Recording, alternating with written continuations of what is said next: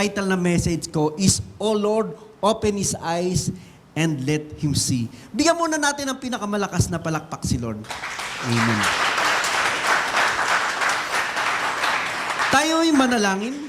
Lord, we thank you for this morning that you gathered us here.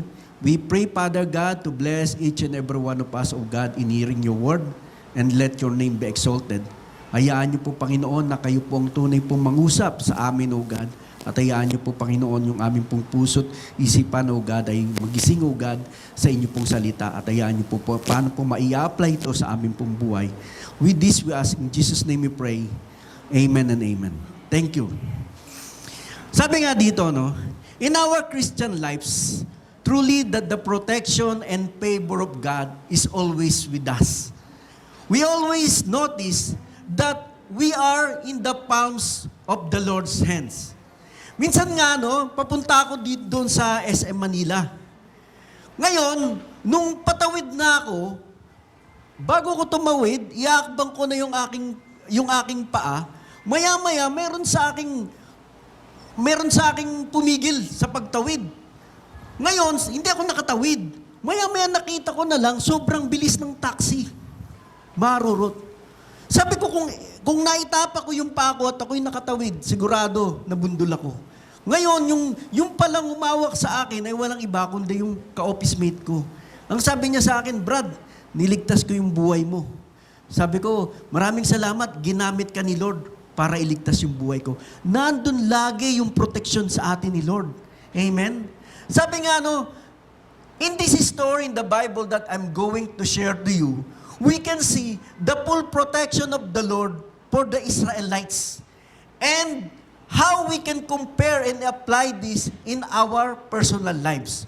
Okay? Let's open our Bible in 2 Kings chapter 6, verse 8 to 13. Let's read this.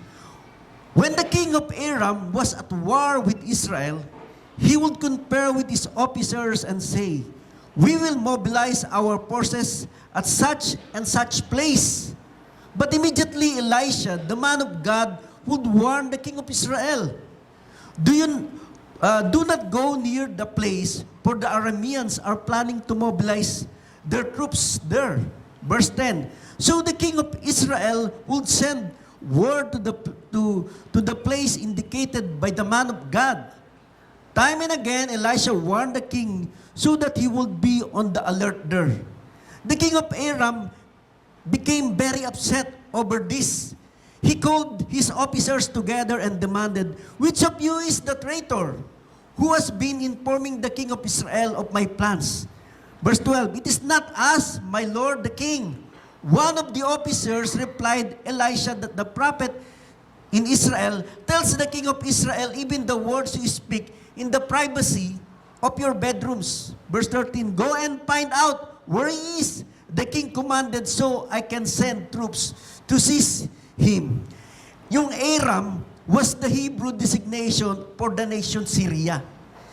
So the Arameans mentioned in the Bible are Syrians. Yung sinasabi dito na Arameans, wala pong iba yun kundi po yung bansang Syria. Ngayon, bali yung king of Aram, nakikipag-war siya doon sa Israel. Ngayon, ang kanyang tactics, gusto niya magkaroon ng surprise attack. Gusto niyang i-ambush itong Israel. Subalit, makikita natin nandun yung protection ni Lord sa bansang Israel. Ginagamit niya through Prophet Elisha na nagpe-pray lagi.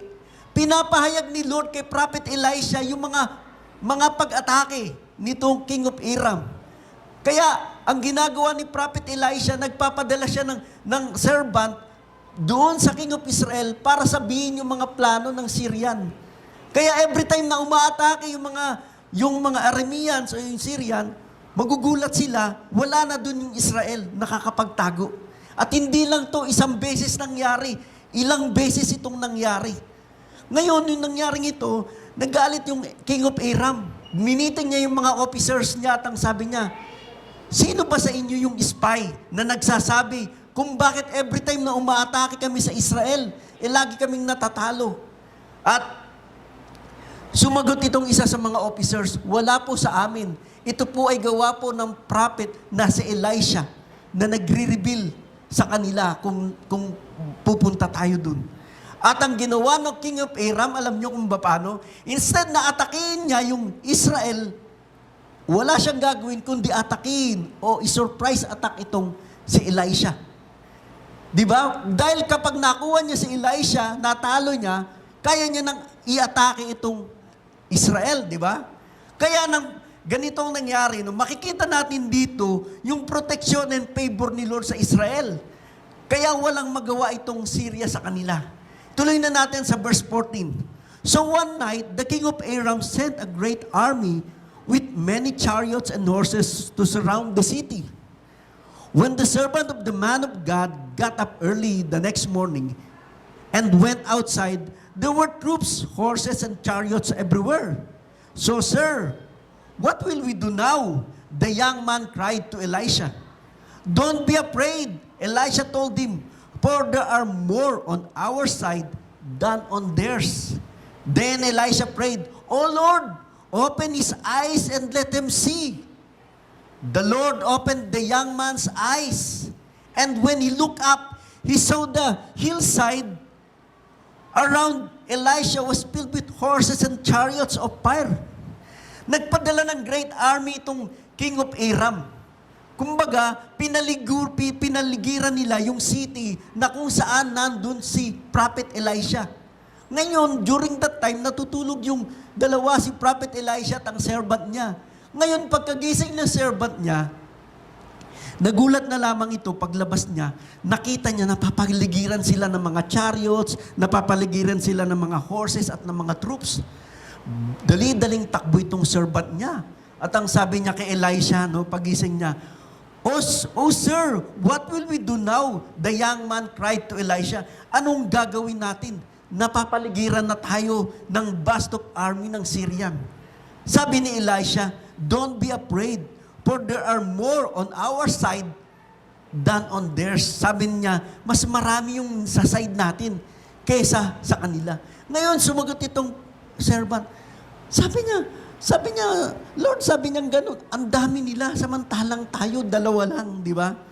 Then, sa verse 17, ang sabi niya, then Elisha prayed, O Lord, open his eyes and let him see. Lord, pinagpipray ko na buksan niyo yung mga mata ng aking servant at makita niya. At pagbukas ng mga mata, nakita niya yung mga chariots of fire, yung mga spiritual army ni Lord. Sa mga sandaling ito, tayo ay pinaliligiran ng mga chariots of fire and spiritual army of the Lord. Amen? Di ba? Ganun po. Anong matututunan natin dito, no? Lesson number 1. Point number 1. God's protection and favor is always with us. Ang sabi nga sa Romans chapter 8, verse 15, so you have not received a spiritual that makes you fearful slaves. Instead, you receive God's Spirit when He adopted you as His own children. Now we call Him Abba Father. Maaring sabihin natin, pag binasa natin yung Bible, ang pinoproteksyonan lang naman dyan ni Lord. Walang iba kundi yung mga chosen generation ng Israel. Hindi naman tayo kasali dun. No, my brothers and sisters, nung tinanggap natin si Jesus Christ as our Lord and Savior, naging mga anak na tayo ng Diyos at makakatawag na tayong Abba Father. Diba? Ibig sabihin nito, kung paano pinoproteksyon nila ni Lord, yung mga Israelites through Elisha, sa panahon natin ngayon, naniniwala din ba kayo na tayo ay pinoproteksyonan ni Lord? Amen? Siguro takot na takot yung time na yun, yung servant ni Elisha. Pero nung nakita niya yung mga chariots, pero nung nabuksan ang kanyang mga mata, biglang lumakas ang loob niya dahil mas marami dito. No? Filled with horses and chariots of fire. Ang sabi nga sa Psalms, chapter 91, verse 2, I will say to the Lord, my refuge and my fortress, my God in whom I trust.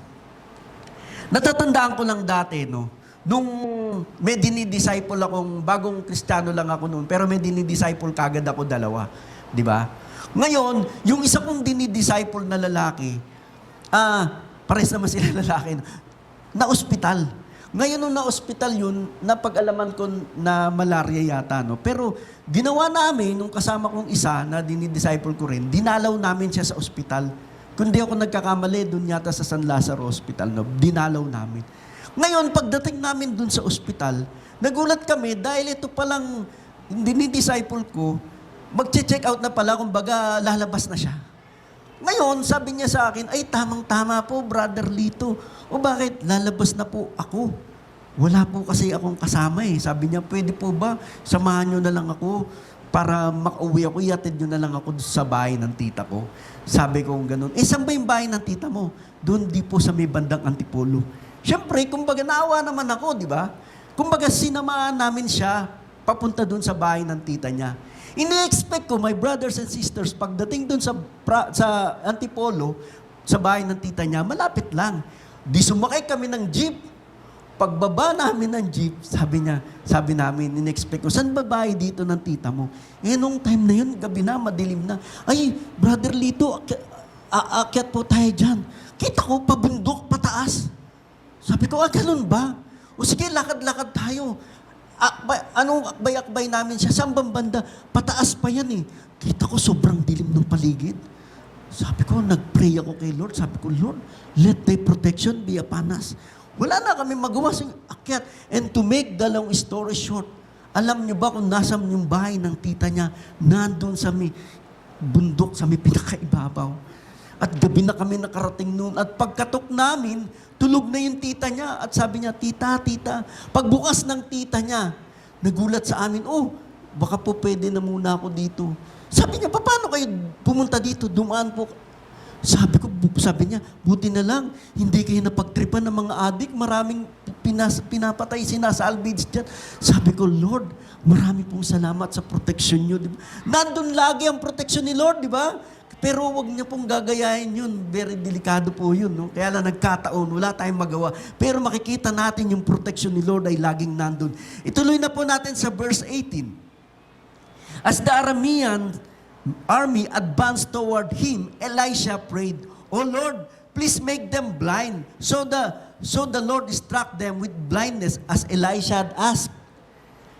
Verse 19, Then Elisha went out and told them, You have come the wrong way. This isn't the right city.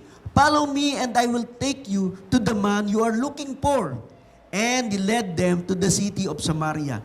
Nung paatake na itong mga Syrian, nandun di ba sa loob ng bahay nila si Elisha at yung servant. Ngayon, ang dami na paatake na Nag-pray si Elisha, sabi niya, Lord, bulagin niyo po itong mga Syrian na ito. At ginrant ni Lord at nabulag itong mga Syrian. At paglabas niya, ang sabi ni Elisha, mali itong bahay na napuntahan niyo. Sige, ililid ko kayo kung saan nandun yung hinahanap niyo na tao. At alam niyo ba kung saan niya dinala ito? Dinala niya ito doon sa Samaria na kung saan nandun yung mga Israel. Di ba? Point number 2. Sabi nga dito, pray to God to open the eyes of our heart to hope for His riches and power who believes us, for us who believes. Ang sabi sa Ephesians chapter 1 verse 18, I pray that the eyes of your heart may be enlightened in order that you may know the hope to which He called you, the riches of His glorious inheritance in His holy people, and His incomparably great power for us who believe. Kung mapapansin natin, yung servant, nung nakita niya tong nakapaligid na chariot sa kanya, natakot siya. Pero, nung nabuksan ni Lord yung mga mata niya, at nakita niya na mas malakas sila, lumakas ang loob niya. Ganon din tayo, my brothers and sisters. Minsan, ang dami nating problema sa buhay. Patong-patong, pinansyal, pagkatapos physical, sakit, etc. Natatakot tayo. Di ba? Pero, pag tayo mag-pray kay Lord, nabuksan ang ating mga mata to open the eyes of our heart para magkaroon tayo ng hope sa tunay na yaman at sa tunay na power ni Lord. Meron bang imposible sa Kanya? Di ba? Sabi nga, He who is in me is greater than he who is in the world. Maniwala tayo for the richness and power of our God. We have a big God, amen? Pag ako nga umarap sa salamin, lagi kong sinasabi, ang gwapo-gwapo mo. You are the sons and daughters of the Most High. Ganun ang gagawin nyo. Dapat meron tayong faith that God is always in our side. Meron nga ang isang kwento, no? Meron ako napanood, no, sa Netflix, no. Ang title niya is Captain Hook. Ito, fiction lang to, pero i-relate ko lang dun sa message ko, no. Yung sa Captain Hook, si Peter Pan, sino po nakakilala kay Peter Pan? Si Peter Pan, during that time, tumanda na siya. Ngayon, pagtanda niya, napunta siya sa Earth, naging abogado na siya. Hindi niya alam na siya si Peter Pan. Ngayon, nagkaroon ng pagkakataon na siya ay nabalik sa Never Never Land. Doon siya nagsimula as bilang Peter Pan. At nung nakarating siya doon sa Never Never Land, nakita niya yung mga kasama niya, mga bata doon, at nire-remind siya na siya si Peter Pan. Pero para nagka-amnesia siya, hindi niya alam na siya ay may power, na siya ay lumilipad. Ngayon, nung nandun na sila sa dining area, lahat sila, sabay-sabay silang kumain. Ngayon, yung mga pinggan nila nandun at yung mga baso, pero mga walang pagkain at walang laman. Ngayon, nung kakain na sila, yung mga kasama niyang bata, ang sasarap ng kain. Ice cream, cake. Napakamot si Peter Pan, sabi niya. Para yatang nagkakamali ito, sabi niya, wala naman silang kinakain, wala akong nakikitang kinakain, pero sabi niya, ang sarap, may ice cream, may cake.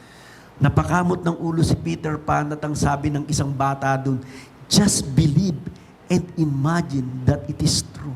Alam niyo, pumikit yung mga mata niya at naniwala siya na mayroong pagkain at pagbukas ng mga mata niya, nakita niya yung mga, ang dami mga pagkain, mga black forest, kung ano-anong Goldilocks, whatever, kinain niya at natuwa siya. What is my point, my brothers and sisters? Sabi nga, mas mapalad ang naniniwala kung hindi nakikita. Pag tayo may pinag-pray kay Lord, maniwala tayo na mangyayari ito. Pag tayo may problema, may mabigat tayong, huwag tayong mag-alala, maniwala tayo na tayo ay hindi pababayaan ni Lord. Amen? Di ba natatandaan niyo yung woman na nagbi-bleed? Ang tagal niya na nagbi-bleed at wala mang doktor na nagpapagaling sa kanya. Pero alam niyo ba nangyari? Sinabi niya, mahawakan ko lamang ang laylayan ng damit ni Jesus Christ ay naniniwala ako, naggagaling na ako. At nung hinawakan niya yung laylayan ng damit ni Jesus Christ, naniwala siya, naggagaling siya, at siya ay gumaling. Is there any impossible to God for all of our problems? Palakpakan po natin si Lord.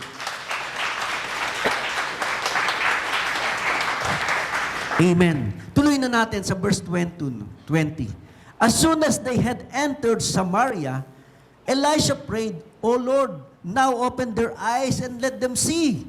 So the Lord opened their eyes and they discovered that they were in the middle of Samaria.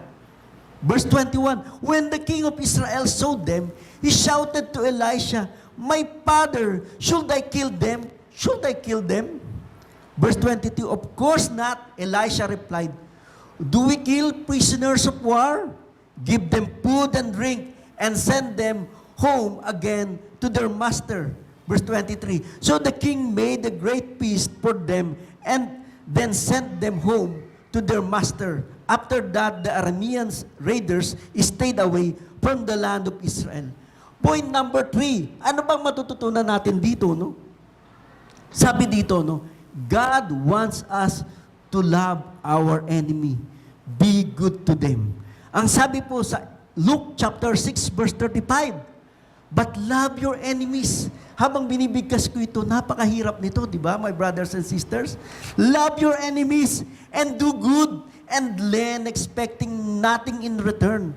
But your reward will be great and you will be the sons of the Most High, for Himself is kind to ungrateful and evil men. Nung nakarating na itong mga nabulag doon sa Samaria, pinag-pray ni Elisha. Sabi niya, Lord, I pray na open their eyes, buksan nyo na yung mga mata nila. At pagbukas ng kanilang mga mata, nandun na sila sa kuta ng kalaban at napapaligiran na sila ng mga Israelites. At ang sabi nitong King of Israel kay Elisha, sabi niya, pwede na ba namin silang patayin? Kayang-kaya na namin silang patayin. Pero ano ang sagot ni Elisha? Ang sagot ni Elisha, of course not. Siyempre hindi. Pwede ba kayong pumatay ng prisoner of war? Nagulat itong mga Israelites. At ang king, ang sabi ni Elisha, bagkus, pakainin ninyo sila, painumin niyo sila at arugain. Di ba? At ang ginawa ng King of Israel, nagkaroon sila ng feast at sila ay kumain at nag-inuman, nagkasayahan. At pagkatapos noon, hinatid nila sa bahay na doon sa Arameans, itong mga Syrian na ito. At alam niyo ba, pagdating doon, hindi na nila binalak na atakihin pa ng Israel dahil nakita nila yung power ni Lord. Di ba? Palakpakan po natin si Lord. Di ba? Ganon din sa buhay natin. Minsan, napakahirap na pag sinabi sa atin na mahalin mo yung kaaway mo. Ang hirap gawin nito. Ika nga kapag binato ka daw ng bato, batuin mo ng tinapay, pero walang kasamang garapon. Di ba? Mahirap babato ka na may kasamang garapon kasi may galit ka nun, di ba? Makikita natin dito yung love ni Lord, although na pinagbabalakan silang patayin. Pero ano ang ginanti nila? Pinakain nila, pinainom nila, inaruga nila, at nirespeto nila. Di ba? Palakpakan po natin si Lord. Bago ko magtapos, no, gusto ko lamang tong kwento, no. Meron daw magkapit-bahay na lalaki, no. Ngayon, doon sa magkapit-bahay na to, meron daw silang igiban doon. Gabi pa lang, yung isang lalaki daw, nag-iigib na ng tubig para sa kinabukasan na pagligo niya. Ngayon, paggising niya, nag-igib siya ng tubig, paggising niya daw kinaumagahan, nakita niya yung inigib niya ng tubig, wala na. At nakita niya yung kapitbahay niya na lalaki, bagong paligo. Alam niya kagad na yun yung nagnakaw ng tubig. Kinabukasan, nag-igib na naman siya. At kinaumagahan na naman, maliligo na siya. Nakita niya na naman yung kapitbahay niya na bagong paligo at sumisipol-sipol pa. Alam niyo bang ginawa niya? Pagdating na ikatlong araw, bago niya igiban ng kanyang tubig, inigiban niya yung kapitbahay niya. At inigiban niya yung kanya. At paggising ng kapitbahay niya para kunin ulit yung tubig, nakita niya na meron na siyang tubig. Sabi ng kapitbahay niya, nakakahiya naman pala. In spite ng mga masama yung ginagawa niya, ginagantihan niya ako ng kabutihan. Di ba? Ngayon, alam niyo yung ginawa ng kapitbahay niya, siya na yung iniigiban. Di ba? Sabi nga rin kay Jesus Christ, nung si Jesus Christ daw ay pinarusahan, di ba? Piniringan yung kanyang mga mata at pinagpapalo siya sa ulo. At ang sabi ng mga tao sa kanya, kung ikaw ang anak ng Diyos, sabihin mo kung sino sa amin ang pumalo sa iyo. At pagkatapos, kinuronahan siya ng tinik, nilatigo at sinaksak sa tagiliran. At nung siya ay nakapako na sa krus, ang sabi sa kanya, kung ikaw talaga ang anak ng Diyos, bumaba ka dyan at iligtas mo yung sarili mo. My brothers and sisters, nakapako si Jesus Christ. Alam niyo po, there are million of angels. Kayang-kaya niyang gumanti. Nandun sa Bible, there are million of angels, kayang-kaya niyang gumanti. Pero hindi ito ginawa ni Lord. Nandun pa rin yung love ni Lord. At ang sabi ni Lord, Father, patawarin mo sila sapagkat hindi nila nalalaman ang kanilang ginagawa. Para, di ba, nandun yung love ni Lord para iligtas yung mga tao. Alam nyo, minsan, may kliyente ko, no, nagpe-present ako ng plano sa kanya. Alam mo, nung nagpe-present ako ng plano sa kanya, no, ang taas ng kanyang, tingin sa sarili, ang bibigat ng mga sinasabi niya sa akin. Ang bigat talaga. Parang hindi niya nagugustuhan yung presentation ko.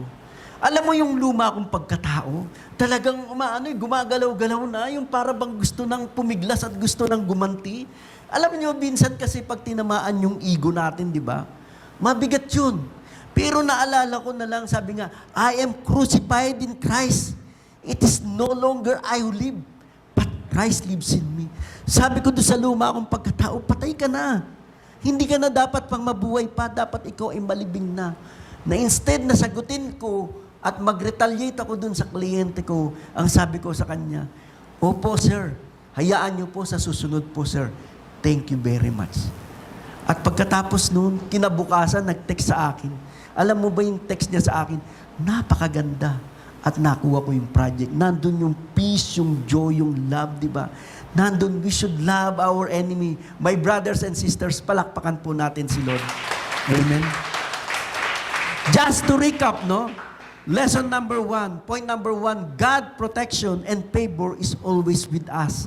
Point number 2, pray to God to open the eyes of our heart to hope for His riches and power for us who believes. And point number 3, God wants us to love our enemy, be good to them always, and to God be the glory. Palakpakan po natin si Lord. Tayo yung manalangin. Lord, we thank you for this morning, O God. Truly, Lord God, it is another lesson na natutunan po namin from your word, O God. Truly, Lord God, that you are amazing. Truly, Lord God, that your love nandun po lagi sa amin, O God. Maraming pong salamat, Lord God, for thy protection and thy favor with us always, O God, na lagi po kayong nandun sa amin, na yung palms of your hands ay lagi po nasa sa amin, hindi nyo po kami pinapabayaan. And I pray, Father God, also, Lord God, to open our eyes, the heart, our eyes sa heart niya, O God, para po makilala po namin yung, maramdaman po namin yung hope for your richness and power. For us to believe, O God, sa mga power niyo, O God, that we are the sons and daughters of the Most High. And Lord, maraming pong salamat. Help us, O God, to love our enemy, O God, to be good to them, O God. Maraming pong salamat sa inyo pong salita. At hayaan niyo po, Panginoon, sa amin pong pag-uwi, O God, kayo na rin pong tunay pong mag-bless sa amin. Help us, O God, to know you more, to be strong with you always. This we ask, in Jesus' name we pray. Amen and amen. Palakpakan po natin si Lord. And to God be the glory. Amen and amen. God bless to all. And this is